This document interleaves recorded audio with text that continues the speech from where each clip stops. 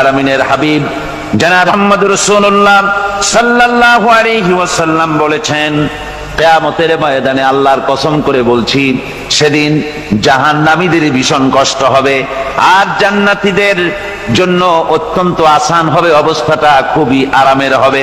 নবীজি বলেন, এক ফরজ নামাজ, এক ওয়াক্ত ফরজ নামাজ আদায় করতে যে সময়টুকুন লাগে, কিয়ামতের মাঠের এই সময় এত বড় বিরাট লম্বা সময় জান্নাতীদের জন্য এরকম হালকা হয়ে যাবে।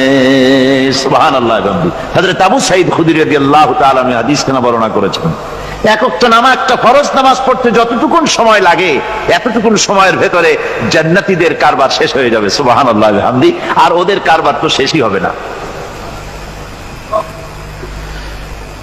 وَيَوْمَ تَشَقَّقُ السَّمَاءُ بِالْغَمَامِ وَنُزِّلَ الْمَلَائِكَةُ تَنزِيلًا।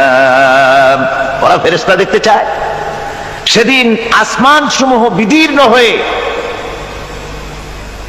মেঘ পুঞ্জ বেরিয়ে আসবে, আত্মপ্রকাশ করবে। তার ভেতর থেকে ফেরেশতারা ক্রমাগত নাজিল হতে থাকবে।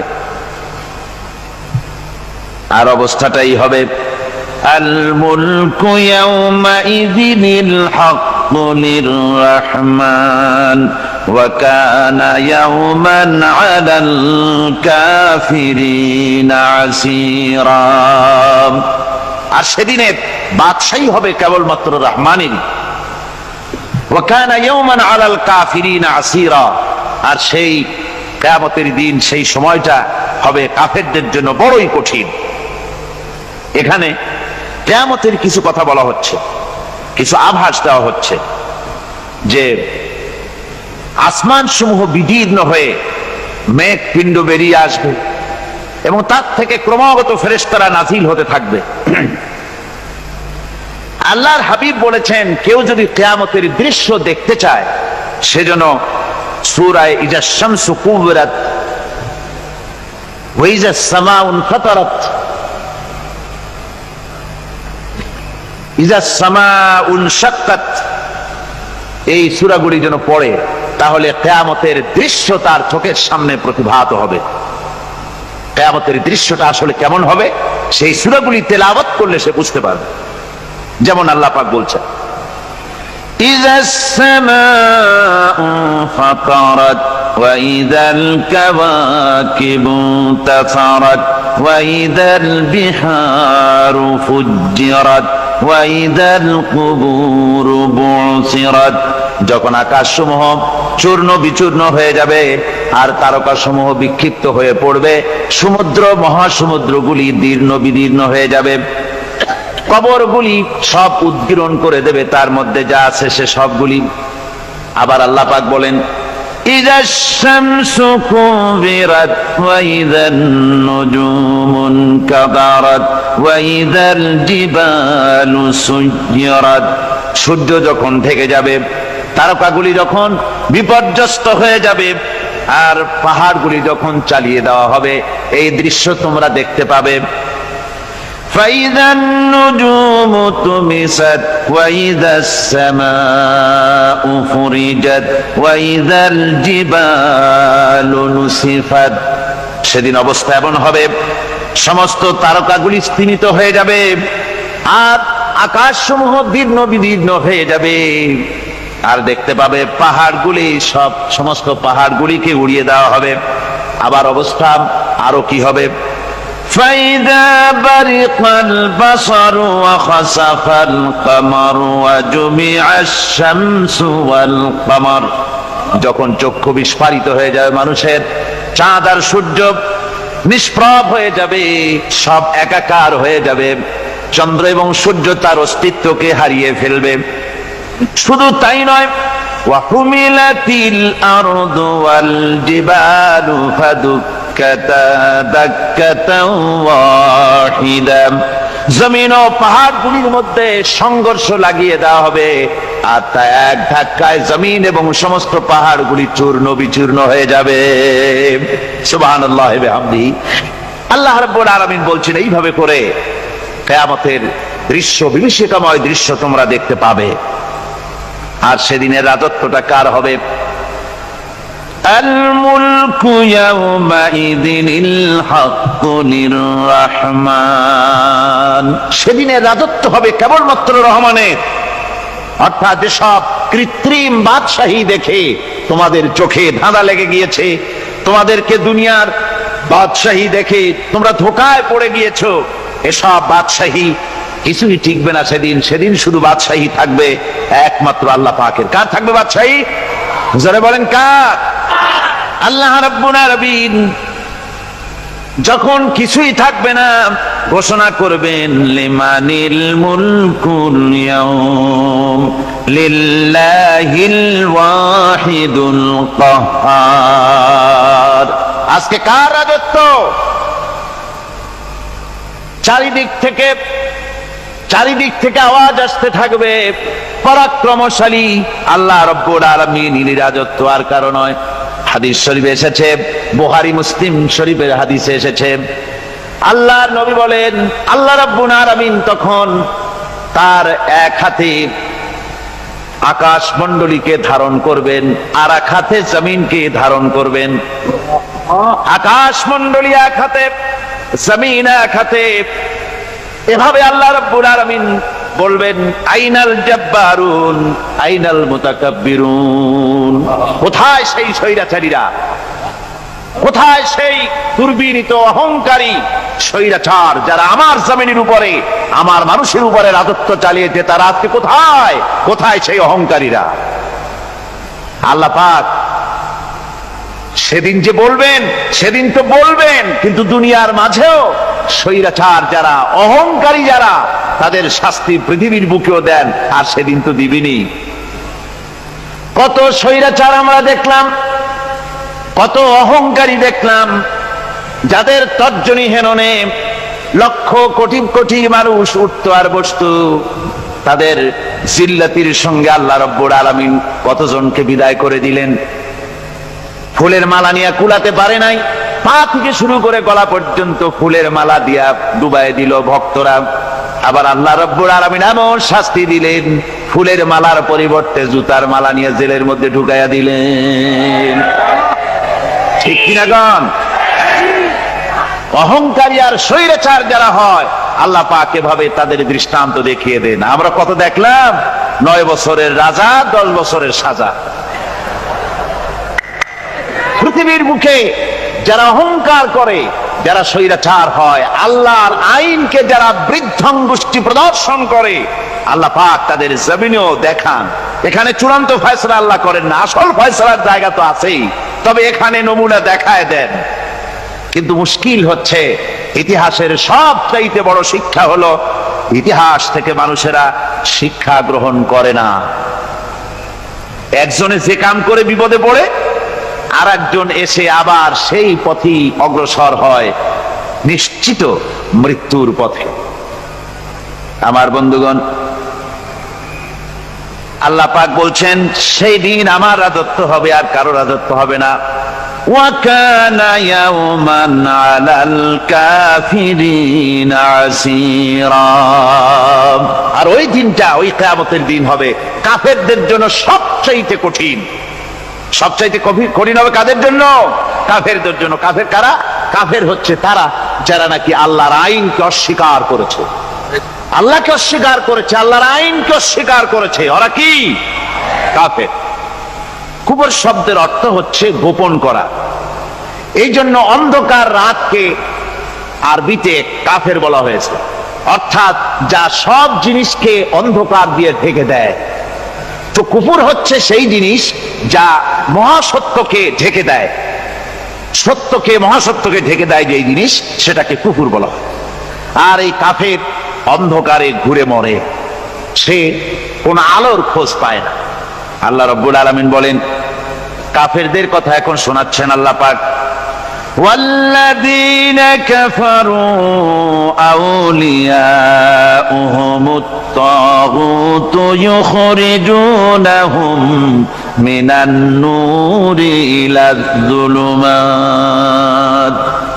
যারা কাফের, যারা কুফরি অবলম্বন করেছে, তাদের সাহায্যকারী আর পৃষ্ঠপোষক হচ্ছে তাগুত।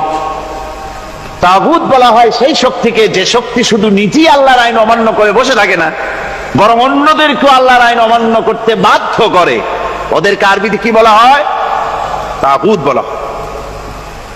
আর এই তাগুতি শক্তি,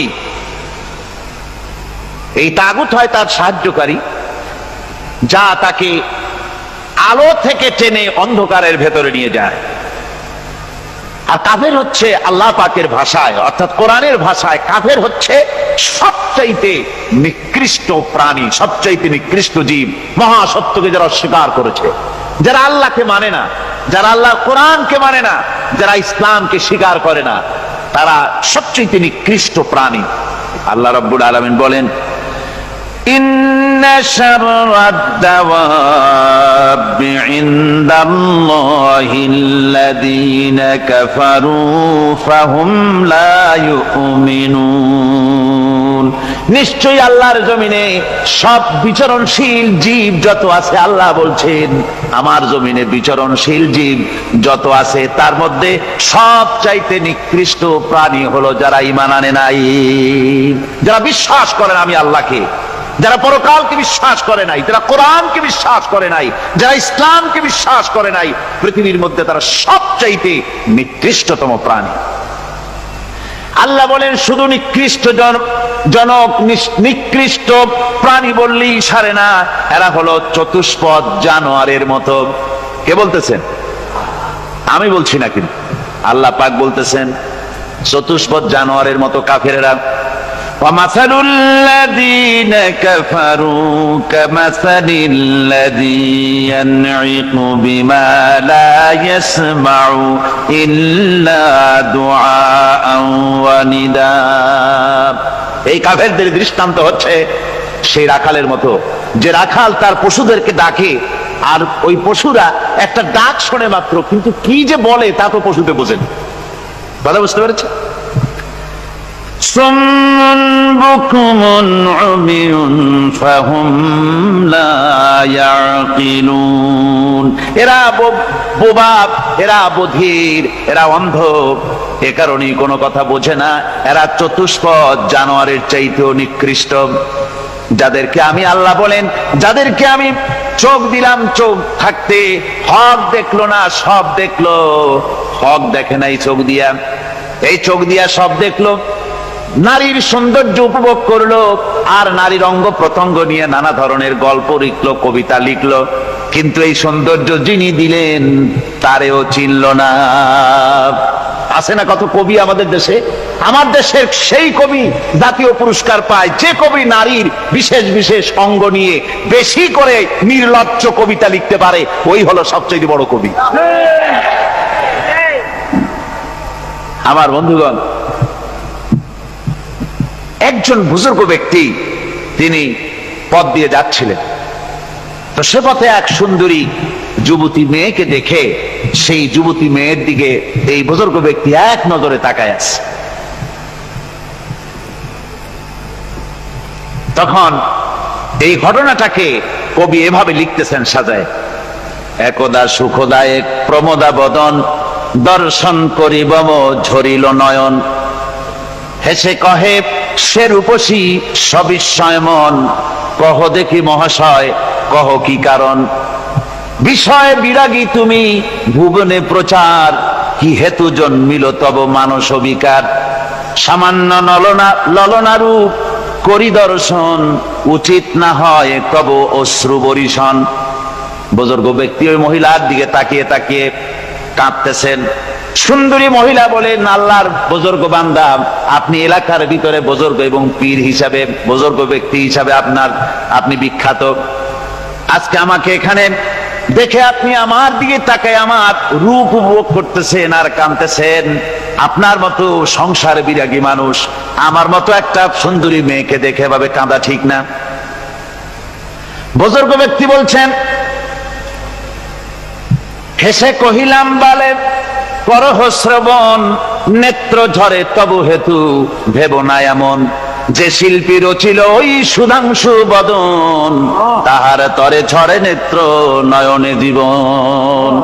আল্লাহর বান্দি, আমি তোমাকে দেখি কান্দি না, আমার চোখে পানি বেরিয়ে গেছে। তোমারে দেখে আমি মনে মনে ভাবলাম, এত সুন্দর করে যিনি মানুষ বানিয়েছেন, না জানি ওই আল্লাহ রব্বুল আলামিন কত বড় সুন্দর। আমার ভাইরা, সুতরাং চোখ থাকতে ওরা আল্লাহ রাব্বুল আলামিনের কুদরত ওরা দেখে নাই, কান থাকতে কোরআনের আওয়াজ ওদের কানের মধ্যে ঢোকে নাই, বিবেক থাকতে আল্লাহর দ্বীনকে বুঝতে পারে নাই, চিন্তা করতে পারে নাই। আল্লাহ রাব্বুল আলামিন বলেন, উলাইকা কাল্লানাম, এরা হলো চতুষ্পদ জানোয়ার, বালহুম আদাল, শুধু জানোয়ার না, জানোয়ারের চাইতেও নিকৃষ্ট। এমনই জানোয়ার, আল্লাহ বলেন শুধু জানোয়ার না, জানোয়ারের মতো শুরু খায় জনমের মতো। والذين كفروا يتمتعون ويأكلون كما تأكل الأنعام। এই কাফেরগুলির কাম শুধু ফুর্তি করা, গান বাজনা, নাটক, গল্প, এই সব কাজ তাদের। নামাজ নাই, রোজা নাই, আল্লাহর চিন্তা নাই, তাহাজ্জুদ নাই, পরহেজগারি নাই, শুধু গান আর নাচ।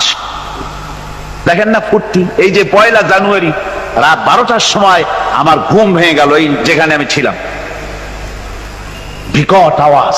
আমি মনে করলাম পাশের বাড়ি বুঝি ডাকাত পড়ছে। পরে বাড়িওয়ালা আমাকে বললেন যে ডাকাত না, বোধহয় এই নিউ ইয়ার সেলিব্রেট হচ্ছে, নতুন বৎসর উদযাপন হচ্ছে বোমা দিয়ে, শহরবাসীর আরামের ঘুম হারাম করে এগুলি করা হচ্ছে। এ তো গেল 1 জানুয়ারি। আর যখন আমাদের নিজেরটা যখন আসে, অর্থাৎ 1 বৈশাখ, তখন দেখছেন অবস্থা 1 বৈশাখে। এবছর আমাদের দেশে 1 বৈশাখে ঢাকায় যে দৃশ্য আমি টিভির মধ্যে দেখলাম, তাতে আমার মনে হয়নি যে 12 কোটি মুসলমানের দেশে রাজধানীতে এই দৃশ্য হচ্ছে। আমার মনে হচ্ছিল এটা বুঝি কলকাতা অথবা অন্য কোনো শহর হবে। আমি দেখলাম সমস্ত যুবক যুবতী, নারী পুরুষ, বিভিন্ন বয়সের লোক সব একসঙ্গে রাস্তায় নেমেছে, নাচতেছে। তার মধ্যে বুদ্ধিজীবী আছে, শিক্ষিত লোক আছে, সমানে নাচতেছে। আর তাদের মুখোশ পরা, বানরের মুখোশ, কুকুরের মুখোশ, শূকরের মুখোশ, ঘোড়ার মুখোশ, পাতি শিয়ালের মুখোশ, এই মুখোশ পরে এভাবে নাচতেছে। আমি চিন্তা করলাম, নববর্ষের সাথে কুত্তার মুখোশের সম্পর্ক কি? নববর্ষের সাথে পাতি শ্রীগালের মুখোশের সম্পর্ক কি? তাহলে ওরা কি বলতে চায় যে আগামী বছরটা আমরা কুত্তার ভূমিকায় অ্যাক্টিং করব, অথবা শ্রীগালের মতো ধূর্তামি করব জাতির সাথে? তারপরে কি করলো? সকাল বেলায় যুবক যুবতী 1 বৈশাখ সূর্য উদয়ের আগে রমনা লেকের পাড়ি গিয়ে সব দাঁড়িয়েছে বাসন্তী রঙের শাড়ি পরে।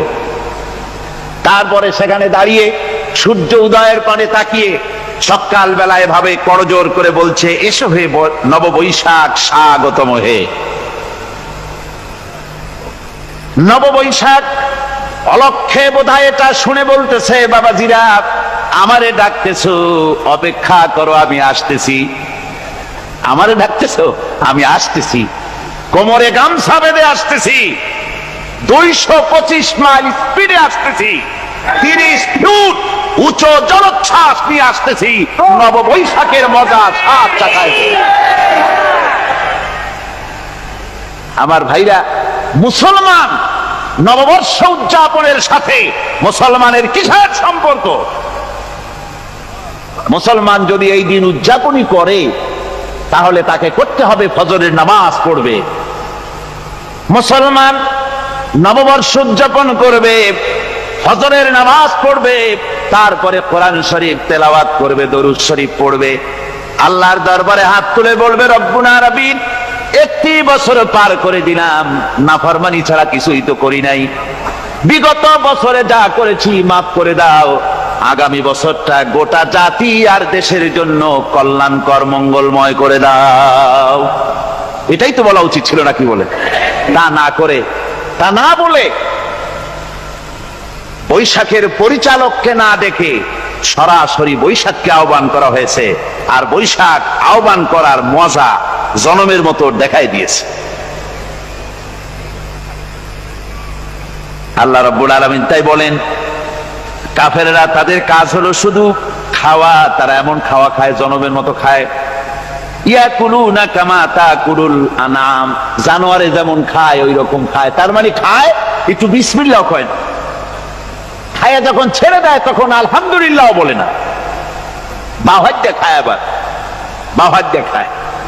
ডাব একটা কাটলো, বিসমিল্লাহ নাই, খাইলো, 2-4 ঢোক খাইয়া পুরা ডাবটার ফেলাই দিল। ডাবটা কি তোমার বাজান তৈরি করছিল নাকি? একটু বিসমিল্লাহ বললা না, একটু শুকরিয়া আদায় করলা। আমি গত এই ডিসেম্বর গেল, ডিসেম্বরের 16 তারিখ আমেরিকা থেকে এসেছি। ওখানে দেখলাম তারা প্রতি নভেম্বর মাসের শেষ বৃহস্পতিবার থ্যাঙ্কস গিভিং ডে অবজার্ভ করে। তা আমি জিজ্ঞেস করলাম, থ্যাঙ্কস গিভিং ডে জিনিসটা কি? ওরা বলল, এটা হচ্ছে এই যে গড আমাদেরকে সারা বছর ভালো খাওয়াইছে, আমাদেরকে ভালোভাবে পড়াইছেন, সুন্দর রেখেছেন, এই জন্য আমরা গডকে থ্যাঙ্কস দেই নভেম্বরের এই শেষ দিনটিতে। সারা বছরের ভালো খাইছি, ভালো থাকছি, এই জন্য গভর্নমেন্টকে মানে গডকে থ্যাঙ্কস দিলাম। আমি আমার আলোচনায় সেখানে বললাম যে দেখেন, রাশিয়ার সাথে আমেরিকার পার্থক্য তো এখানে, ওরা গডকে অস্বীকারই করেছে, গডই মানে না। আর এরা গডের নামাজ রোজা বা ইবাদত কিছু করুক আর না করুক, গডের অন্তত একটা ধন্যবাদ দেয়। ওরা ওদের ডলারে লিখেছে, ইন গড উই ট্রাস্ট, প্রত্যেকটা ডলারে লেখা আমরা গডে বিশ্বাস করি। তো শুকর আদায় করলে তো আল্লাহ বাড়িয়ে দিবেন। আল্লাহ রাব্বুল আলামিনের সুন্নাত হলো, শুকর যদি কেউ আদায় করে আল্লাহ বাড়িয়ে দেন। লা ইন শাকারতুম লাযীদান্নাকুম ওয়া লা ইন কাফারতুম ইন্না আযাবী লাশাদীদ। আমার নিয়ামতের শুকর যদি আদায় করো আমি বাড়ায় দেব, আর যদি নিয়ামতের শুকর আদায় না করো তাহলে মস্ত বড় শাস্তি তোমাদের জন্য রেখেছি। তো আমেরিকা শুকর আদায় করে নিজেরা খাইয়া, কিন্তু ওদের জমিন হলো বিশাল জমি। আমি কয়েকবার গিয়েছি এবং বহু স্টেট সফর করেছি। ওদের জমিন এত ফার্টাইল, জমিনে যদি রীতিমতো তারা ফসল ফলাতো, এই ফসল সারা দুনিয়ার দরিদ্র ভূমুক্ষ জনতাকে খাওয়াইয়া বাঁচাইতে পারত। কিন্তু ওরা তা করে না। ওরা করে কি? ওরা মুনাফার হার, বাজার দর ঠিক রাখার জন্য নির্দিষ্ট পরিমাণ জমিনের ফসল ফলায়, কিন্তু জমিন এতই উর্বর, ওদের মেজারমেন্ট করা, মাপ করা, হিসাব করা ফসল হয় না, ফসল হয় বেশি। তখন বাড়তি ফসলকে তারা প্রতি বছর লক্ষ লক্ষ টন আলু আর গমকে তারা সমুদ্রে নিক্ষেপ করে। তাদের আলু এবং গম সেই সময় তারা নিক্ষেপ করে সমুদ্রে যখন ইথিওপিয়া, সুদানে মানুষ না খেয়ে মরছে। পৃথিবীর বিভিন্ন দেশে মানুষ ক্ষুধার যন্ত্রণায় যখন চিৎকার করছে, আর তাদের এই চিৎকারে আকাশ বাতাস ভারী হয়ে যাচ্ছে, তখন ওরা এই কামটি করছে। তাই আমি ওই প্রথম দিন বলেছিলাম যে রাশিয়া যেমন খান খান হয়েছে, অস্তিত্ব বিলুপ্ত হয়েছে আল্লাহর সাথে নাফরমানি করার কারণে। আপনারা বলতে পারেন কমিউনিজম কি একটা সহজ ব্যাপার? একটা বিরাট শক্তি পৃথিবীর বুকে, কত দেশ তারা ডমিনেট করতেছিল। কোন যুদ্ধ নাই, কোন রক্তপাত নাই, বিনা ধাক্কায়, বিনা বাতাসে, বিনা ঝড়ে বিশাল মহিরুহু চিৎপটাং। এটা হলো কেন? কেন হলো রাশিয়ার এই দশা? আমি লালদিঘির ময়দানে বলে গেছিলাম, আমি চিন্তা করে যেটা পাইছি সেটা হচ্ছে এই, দুনিয়ার সমস্ত মতবাদ আল্লাহকে কোনো না কোনো প্রকারে স্বীকার করে। তার কথা মানুক আর না মানুক, আছে একটা কিছু, এতটুকুন বলে যে আল্লাহ আছেন বা গড আছে বা একটা কিছু আছে।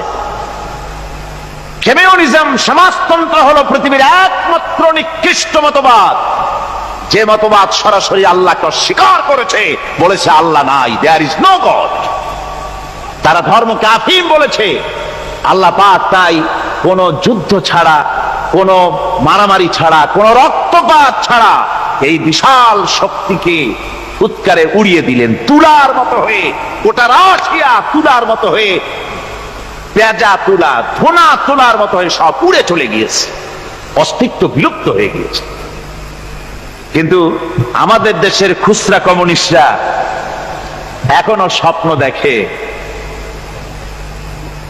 ওই যে কালকে বলেছি, তারা বলে কলমের খোসা এটা এখনো নষ্ট করা যাবে না, এটা এখনো চালু করা হবে। এখনো চীনে আছে, এখনো কিউবায় আছে। ওই কিউবা থেকে, চীন থেকে ফিদেল কাস্ট্রোর একটু আওয়াজ শোনে, চীন থেকে মিস্টার ব্যাং না কি জানি না, ব্যাং এর আওয়াজ শোনে, আর তাই মনে করে এ বুঝি সমাজতন্ত্রের বিজয়ের গান। না, চীন থেকে আর কিউবা থেকে যে আওয়াজ আজকে উঠতেছে, এই আওয়াজ সমাজতন্ত্রের বিজয়ের আওয়াজ নয়, এটা হলো সমাজতন্ত্রের মরণ যন্ত্রণার গোঙানির আওয়াজ। কাজী এরা দুনিয়ার বুকে শুধু আনন্দ এবং ফুর্তি করে, আল্লাহর হককে, আল্লাহকে চিনতে তারা ব্যর্থ হয়েছে। আল্লাহ রাব্বুল আলামিন বলেন, অবিশ্বাসীদের কৃতকর্ম, তাদের কাজগুলি, তাদের কর্মফল সব নিষ্ফল হয়ে যাবে। ওয়াল্লাযীনা কাফারু আ'মালুহুম কাসারাবিন বিকিআতিন ইয়াহসাবুহুল যামআনু মা। আল্লাহ পাক বলেন, কাফের যারা, অবিশ্বাসী যারা, যারা আমাকে অস্বীকার করেছে, অবিশ্বাস করেছে, তাদের আমলগুলি হলো মরুভূমির মধ্যে মরীচিকার মতো। মরুভূমির মরীচিকা, মানুষ যখন মরুভূমির ভিতর দিয়ে যায়, পানির পিপাসা লাগে, দূরে দেখে পানি চিকচিক করতেছে, আর ওই মরীচিকা যেটাকে সে পানি মনে করেছিল, হাত্তা ইযা জাআহু লাম ইয়াজিদহু শাইআ, যেটাকে সে পানি মনে করে ছুটতেছিল, যখন কাছে গেল, আল্লাহ পাক বলেন কিছুই সেখানে পায় না, শুধু মরীচিকা, বালু আর বালু। এরকম করে যারা আমার দিনকে অস্বীকার করেছে, আমাকে অস্বীকার করেছে, তারা যত ভালো কাজ করুক আর যাই করুক না কেন, তাদের কৃত কর্মগুলি এভাবে সব নিষ্ফল। এ হলো এক কথা।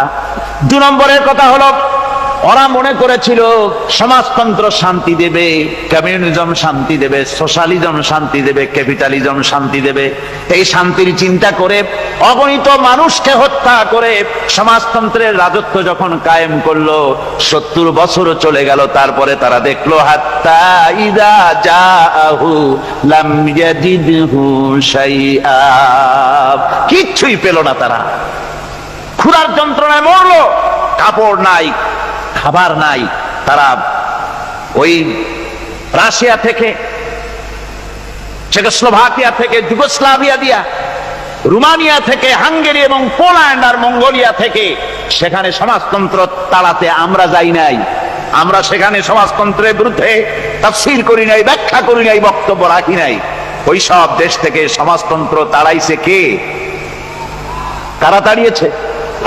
না না, ওরা নিজেরাই, সেই দেশের জনগণই এটাকে উৎখাত করেছে তাদের জমিন থেকে।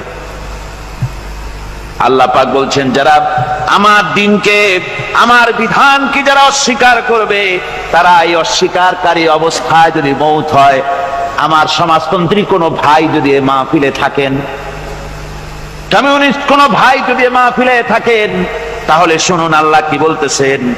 আল্লাহ দিনকে, আল্লাহর কোরআন পূর্ণাঙ্গ জীবন বিধান, অর্থনীতি আছে, সমাজনীতি আছে, রাজনীতি আছে, কথা যারা বিশ্বাস করে না, কোরআনকে শুধুমাত্র নামাজ, রোজা, হজ, যাকাত আর বেহেশত দোজখ যারা মনে করে, জীবন ব্যবস্থা মনে করে না, এই অবস্থায় যদি মারা যায়, আল্লাহ রাব্বুল আলামিন বলেন, ইন্নাল্লাযীনা কাফারু ওয়া মাতু ওয়া হুম কুফফারুন উলাইকা আলাইহিম লানাতুল্লাহি ওয়াল মালাইকাতি ওয়ান নাসি আজমাইন। আল্লাহ রাব্বুল আলামিন বলেন, আমাকে অস্বীকার করার অবস্থায়, আমার দ্বীনকে, বিধানকে অস্বীকার করার অবস্থায় যদি মৌত হয়ে যায়, তাহলে আল্লাহ, ফেরেশতা এবং তাম পৃথিবীবাসীর অভিসম্পদ তার উপরে হতে থাকে, লানত হতে থাকে। খালিদিনা ফিহা লা ইউখাফফাফু আনহুমুল আযাবু ওয়া লা হুম ইউনজারুন। এই অভিসম্পদ অবস্থায় তারা সব সময় লিপ্ত থাকবে, না তাদের আযাবকে কমায় দেওয়া হবে, আর না তাদের কোন রকম অবকাশ দেওয়া হবে। এখন আরো মজবুত কথা